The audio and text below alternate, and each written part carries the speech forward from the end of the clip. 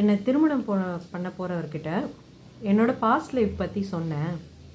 அவர் திருமணத்தையும் நிறுத்திட்டாங்க. உண்மையை சொன்னதுனால பெரிய பிரச்சனையில் இருக்கிறேன். உண்மையை சொன்னால் தப்பா?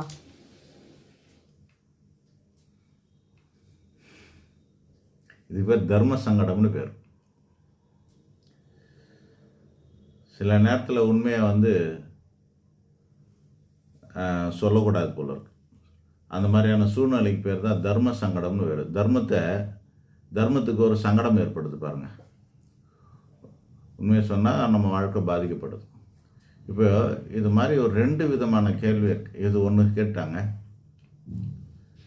உண்மையை சொன்னதுனால கல்யாண வாழ்க்கை நின்று போச்சுன்னு. கொஞ்சம் முன்னாடி என்கிட்ட வேற ஒருத்தவங்க கேள்வி கேட்டிருந்தாங்க.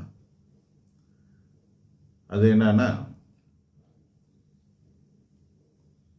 இது மாதிரியான ரிலேட்டட் தான். ஒரு பெண் லவ் பண்ணியிருக்கிறாங்க. லவ் பண்ணதுக்கப்புறமா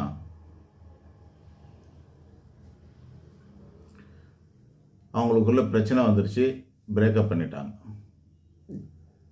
பிரேக்கப் பண்ணதுக்கப்புறமா வேறு இடத்துல அவங்க கல்யாணம் பண்ணுறதுக்கு வீட்டில் சொல்லிட்டாங்க, அம்மா எங்களுக்கு இப்போ கல்யாணம் பண்ணிக்கிறதுக்கு ரெடியாக இருக்கேன், நீங்கள் வேறு மாப்பிள்ளையை பாருங்கள் அப்படின்லாம் சொல்லிட்டாங்க. அவங்களும் பார்க்குறாங்க. ஆனால் இந்த பிரேக்கப் பண்ணதுக்கப்புறமா அந்த பையன் என்ன பண்ணியிருக்கிறான், அந்த பொண்ணை மிரட்டியிருக்கான். எப்படின்னா, நீ எப்படி இன்னொரு ஆளை கல்யாணம் பண்ணி நல்லா வாழ்ந்துருவேன்னு பார்க்குறேன் அப்படின்னு சொல்லிட்டான். அதனால என்னம்மா, அந்த மாதிரி சொன்னதுனால என்னப்போ, அப்படிலாம் மிரட்டுறான்னா ஏதோ கோவத்தில் மிரட்டுறான், அவள் தான் எதுவும் பண்ண மாட்டான், நீ கல்யாணம் பண்ணிக்க வேண்டியதானே வேற ஆள் பார்த்துக்கன்னா. இல்லை சார், கொஞ்ச நாள் தான் பழகணும், ஆனால் கூட கொஞ்சம் எக்ஸ்ட்ரீமாக நாங்கள் பழகிட்டோம், லவ் பண்ணும்போது தப்புலாம் பண்ணிட்டோம்.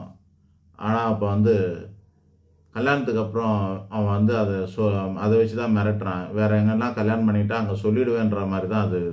இது இன்னும் எங்களோட நட்பு வட்டத்திலே தான் அந்த பையன் இருக்கிறான். என்னது, எங்களுடைய ஃப்ரெண்ட்ஸ் சர்க்கிள்லே தான் இருக்கிறான் அவன். நான் கல்யாணம் பண்ணாக்கா எப்படியா இருந்தாலும் அவனுக்கு தெரிஞ்சு போகும். தெரிஞ்சு போனதுக்கப்புறம் அவனை பார்த்து அவன் சொல்லிவிடுவானோன்ற பயமாக இருக்குது. அதனால் எங்கள் வீட்டில் காட்டுற மாப்பிள்ளைகளைய எதுவுமே எனக்கு பிடிக்கலன்னே நான் காலம் கடத்திட்டு வரேன். வீட்லேயும் சொல்ல முடியல, அந்த விஷயத்த அவன் மிரட்டுறான்றதை சொல்ல முடியல அப்படின்றது கேள்வியாக வந்தது. அவங்களுக்கு நாங்கள் தகுந்த ஆலோசனை சொல்லி அதுக்கு ஒரு வழி சொல்லிட்டோம். அது விட்டுருங்க. இப்போ இந்த